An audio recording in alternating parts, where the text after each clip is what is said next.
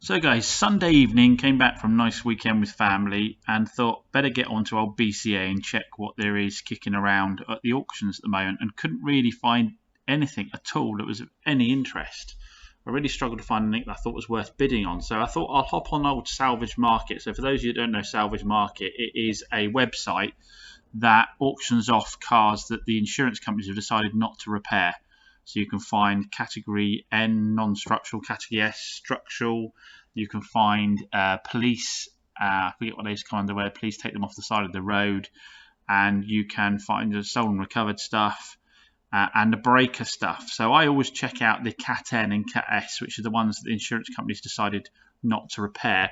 And when you're talking about stuff that's sort of 10 years old and older, or a little bit younger than 10 years, so sort of eight years old or older, the insurance companies don't tend to repair anything, so some of the damage can be quite light, so it's always worth having a look to see what's going on. I've not been doing it much recently because I haven't had the time to fix stuff up, so I wanted to buy stuff ready to go. But again, when there's nothing really on offer and you need cars, it's worth having a little look. So last night I had a little scroll through, and Sunday night specifically, because Cumbelix down in Bodmin have their auctions run on a Sunday night. So they always put their cars up to end on a Sunday night. So I thought I'll have a little look and see what they've got on the go, put some bids on, and I won a couple. So let me show you what I won.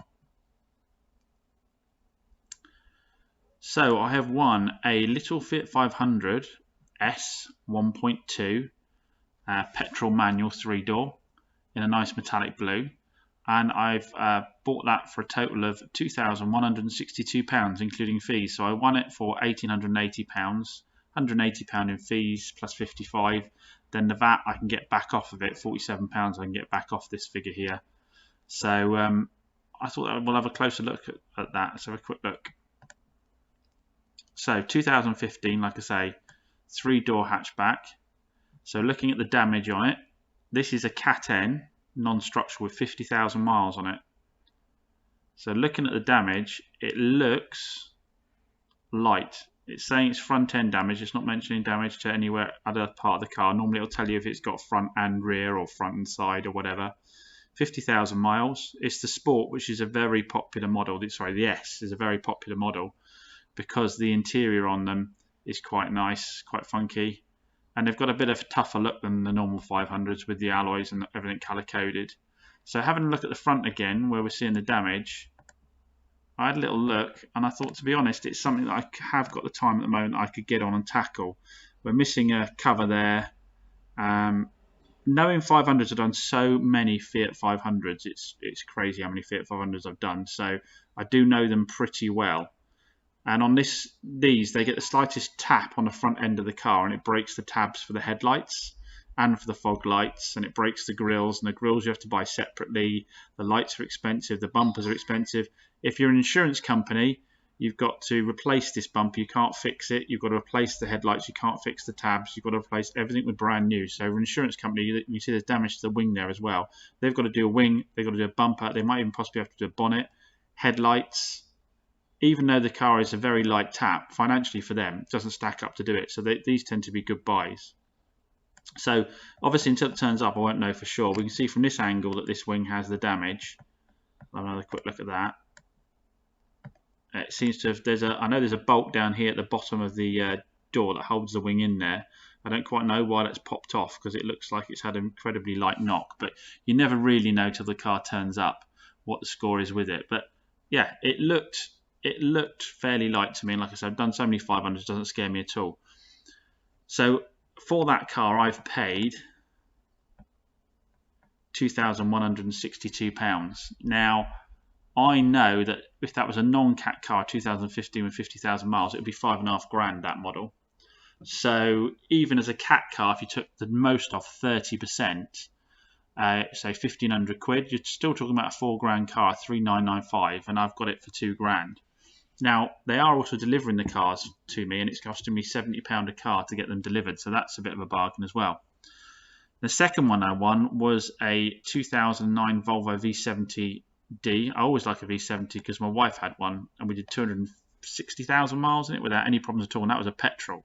This is a nice metallic light blue one or silvery one.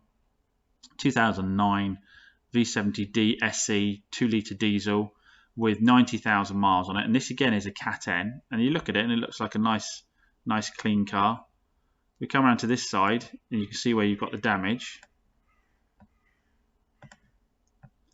And you can see that we've got a banged up wing here and a crack on the bumper. And the bumper was sticking out the other side as well, so there could be damage behind this bumper, there could be damage to the headlights, there could be a number of other things that are going on. You just don't know till you get them. But again, it looked really, really light to me. Nothing scary. If I had to show someone a picture of the car before it was fixed, I don't think that would scare anybody off buying the vehicle, which I do like to do. Obviously, I like to have the pictures before so people know exactly what they're buying. And the rest of the car was really, really clean. And I couldn't see any damage anywhere else on the car at all. The interior looked super clean with leather. And I mean, they're nice cars, these are really nice cars. It all looks super clean. Now, got it for 2.3. Again, a 2009 Volvo V70 with this mileage on diesel. At the moment, they're a £6,000 motor, guys. I'll prove that a little bit later on. That's a £6,000 motor normally. So, again, knocking off a maximum of 30%, £1,800 off it, you're still taking a £4,000 plus car there. You know, another 3,995er, and I'd have thought that would fly out the door. 3,995, 3,995, fly out the door. The question is, do I fix them? So the question I have is, do I actually repair these vehicles? Because I've got a friend down next to me, and he has a very good business of simply buying them from the auction, re-advertising them, selling them on as projects. And I think I've got both these cheap enough to actually sell them on and leave people enough money in them to still be the right side up and make a few quid themselves, or just have a cheap car.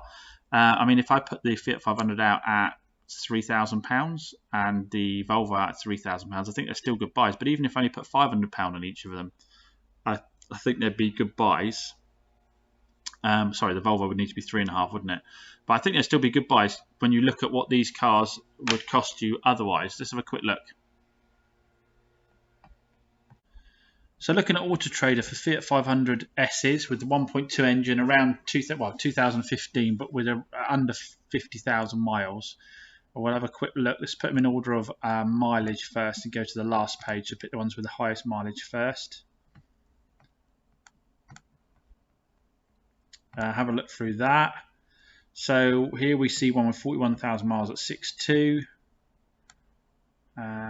35 at 6,995, 45 at 5,995, 45 at 5.5. Oh, that's an automatic. 45 at 5,999. It says good price. 45,000 miles, 5,999, good price. As I said, guys, £5.5 car all day long. So as non-cat, it would have been a 5.5k car all day long, no problem at all. So if we take worst case scenario 30% off for it being a cat car, so say £1,500, it's easily still a £4,000 car, 3,995, isn't it, as a cat car with a healthy discount of 1,500 quid.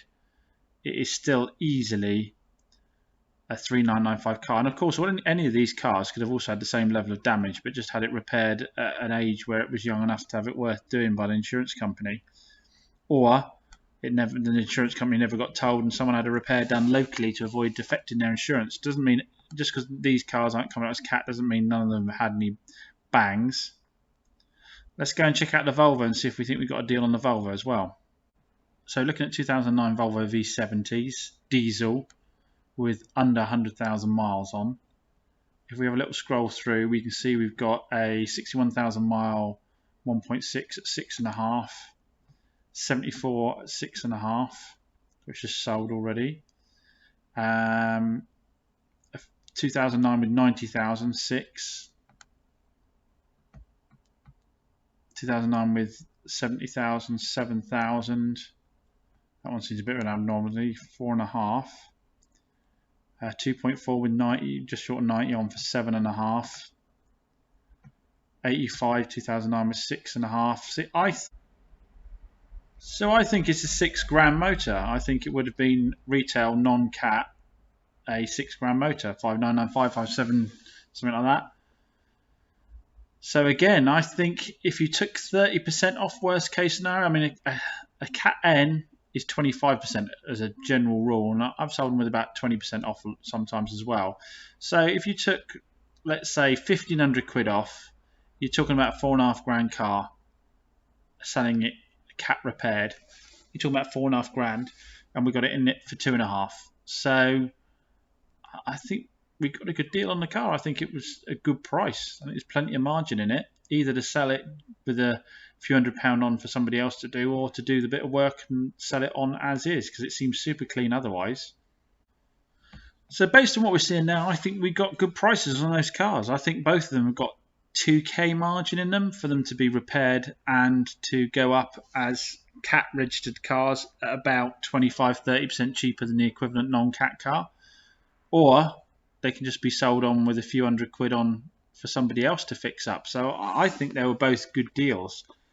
Comment down below, what do you think? Do you think we got good deals on those cars? Now, any comment that comes in after we do a video on the cars when they actually come in is going to be invalid. It's no good telling me you paid too much for them when we find out that one of them's got a major problem, because obviously there is that. I'm assuming what I think the damage is on these. It could turn out there's something a lot worse with them. They could turn out to be money pits.